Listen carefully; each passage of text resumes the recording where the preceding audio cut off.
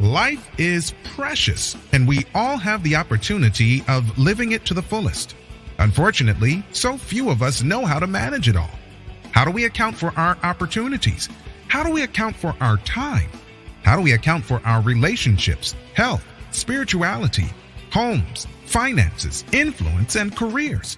How do we account for the one life we have to live? I am so glad you asked. In this program, you will find answers to all of these questions and more. Welcome to the Account for Your Life podcast with your host, the healthy accountant himself, Jay Moore. What's happening? And welcome back to another episode of the Account for Life podcast today. This is actually the first part of a 3-part series. So today, tomorrow, Saturday is going to be how to turn prayer into prosperity. And yes, how to turn prayer into prosperity. Today, we're going to tackle just a couple of elements over the next maybe 11 minutes. And then tomorrow, we'll tackle a couple more elements. And then on Saturday, the last 2 elements, and we'll bring it all home. So prosperity in prayer. I'm going to tell you, this is one of these taboo topics that a lot of religious people don't really like to bring together. I know growing up, if you were religious like me, growing up in the church, growing up in religion, it was like, you better get away from that prosperity stuff because that prosperity is bad for you. Now, I'm not saying that all of it was good or it's just about that, but the Bible talks about prosperity. The Bible talks about you having prosperity. And if the Bible actually uses prosperity, then that means it's kind of like, oh, that's a Bible word. Like, that's a word that God wanted us to fall in love with, but he also wants us to fall in love with this thing called prayer. What is prayer? What is prayer? We're going to jump right into it. So what is prayer?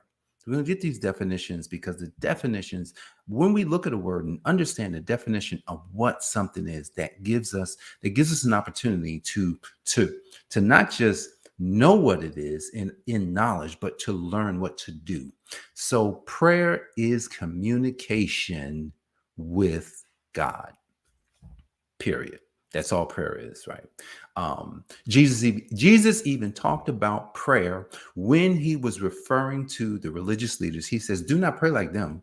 Don't pray like them. Don't use all them silly words, man, because all them words ain't going to get us where. It's not going to get us anywhere, right? So just be basic. Lord, help me. I think I was on here maybe last week, and I was like, hey, prayer like this. Lord, help me.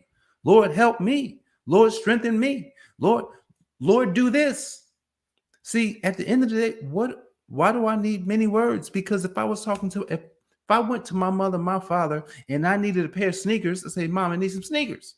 I'm not going to sit here and say, I'm not going to go into some word study of all of how good I can say it and get into my preacher's voice and start talking about how this is so good and how you got to give me some word and how you got to give me some sneakers and how you got to give me some shoes and you got to give me some pants. You got to give me all the stuff I got to have.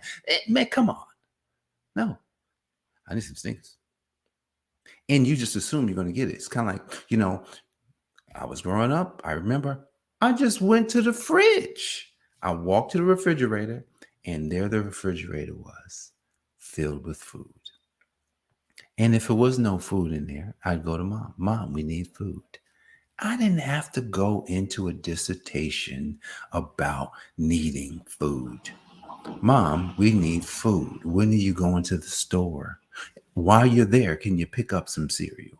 While you're there, can you get us some Pop-Tarts? Back then, you see that kind of stuff. While you're there, Mom, can you get this and can you get that? And then Mom just miraculously brings it home. So prayer is communication that we establish with God. That's what prayer is. See, in the Garden of Eden, when Adam and Eve sinned, you know the account. When Adam and Eve sinned,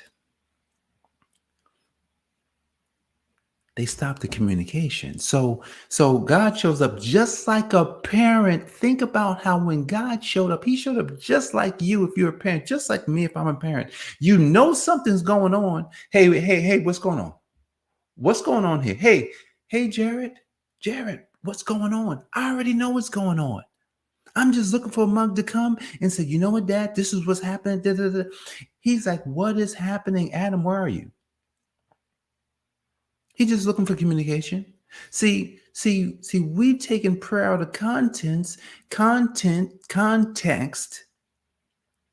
and then it stops us from this prosperity thing. You know, there's two scriptures that I want to highlight in this 3-part series. There's a lot of scriptures that I can, oh man, like Joshua 1:8 prosperity, like Joshua 1:8 talks about prosperity. I use that many times, but the one I'm going to use today, I've never used it. So let's first look at what Jesus said. What Jesus said about prayer. And we're going to read, I'll share my screen.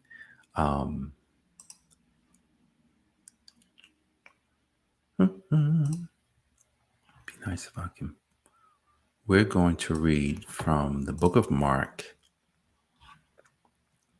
And I'm going to make that bigger here so I can see it there.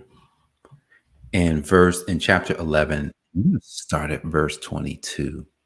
And Jesus answered them, said unto them, for verily say unto you that whatsoever shall say unto this mountain, be thou removed, and be thou cast into the sea, and shall not doubt in his heart. So he's sharing with the disciples, with the folks that he's talking to. This is how it's going to work, right? First thing, you're going to have faith in God. And this is what will happen. This is what will happen when you have faith in God. Verily I say unto you, whatsoever you shall say unto this mountain, be removed, and thou shalt cast into the sea, and shall not doubt in his heart, but shall believe that those things which he said shall come to pass. Come on, think about it. If I said it, then why wouldn't I believe it? He shall have whatever he saith. What? Jesus is telling us exactly how it works. He says, just have faith in God, and whatever you say in full belief that God is going to do it through you is going to happen. Then verse number 4, he says, 24, he says, therefore say unto you, what things soever you desire, when you pray, believe that you will receive them, and you shall have them. What? Whatever I desire when I pray, if I believe them, I will receive them. Then here's a condition. See, we think just because yes, this is true. We can believe these things. But then he goes on to say, but wait a second. And when you stand praying, forgive. If you have anything against anybody, that your Father also, which is in heaven, may forgive you. But if you do not forgive, neither will your Father, which is in heaven, forgive you. What? All right. So some people may have some problems with that one because that one gave a condition. Now he's like, yep, you can believe, you're going to have faith in God, right? You're going to have faith, and these are the results that you're going to have faith with. So Jesus is teaching us a basic. He's like, dude, he says, just have faith in God, right? And all of the stuff that you desire, like seriously, everything that you desire. I want you to, as an exercise for this part, write down all the stuff you desire, right? And then say to yourself, well, I don't have these things. So that means that apparently I'm not having, my faith is too small. My faith is so small that I'm not exercising it. I just need to exercise the fact that it's kind of like if you knew you was an heir to the throne, right? If I knew I was an heir to the throne, which I'm in Indian Head, Maryland, but the throne is the actual kingdom where the throne sits is not really in Indian Head. I'm still going to believe I'm the heir to the throne. I'm still going to know that I'm an heir to the throne. Just because I'm an Indian Head, I'm going to say, well, okay, well, that means I'm a king right here. I'm a king in this home. That means that where I live is the kingdom palace. See, when we establish this connection with God, prayer, When they say pray without ceasing, they say pray without ceasing.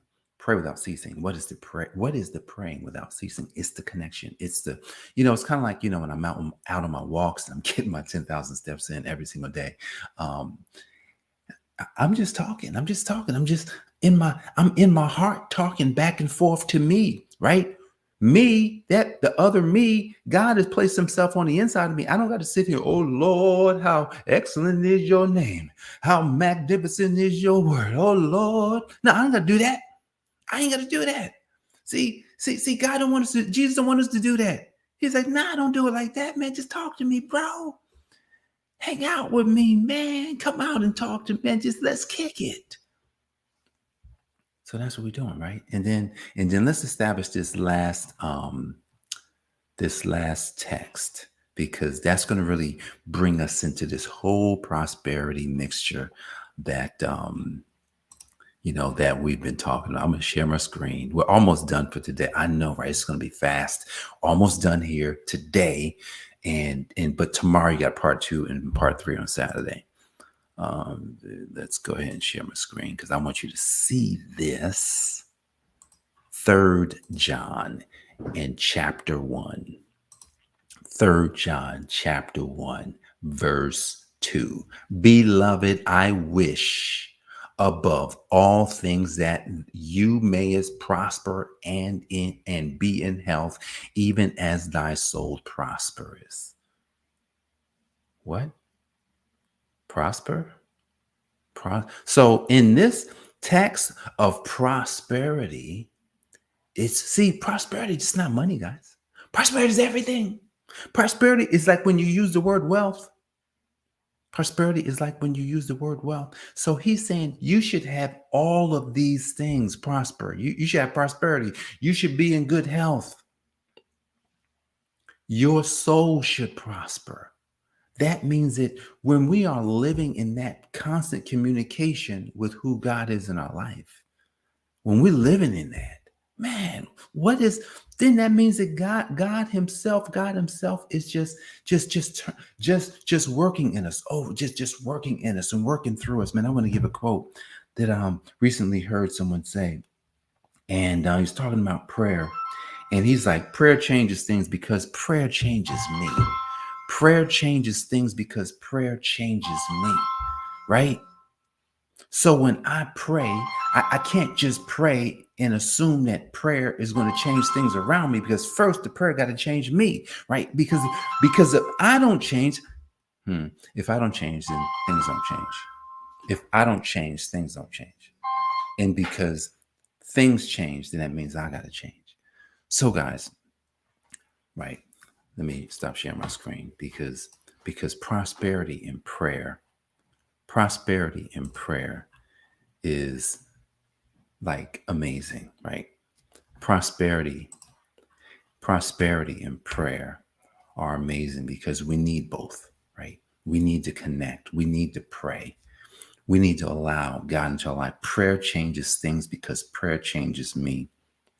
I know prayer changes things because I'm one of those things that changed. I know prayer changes things because I'm one of those things. See, a lot of times we're praying. You may be praying for situations, or you may be praying for people. I say pray that you change. Pray that I change. Pray that you become more prosperous. Pray that God himself just takes your body. Like Paul says it in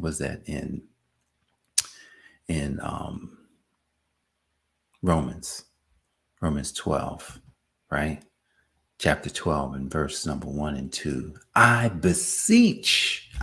urge you by the mercies of God to offer your life as a living sacrifice, holy and acceptable to him. Because here's the thing. In order for this to work, verse number 2 of Romans 12 is what has to happen.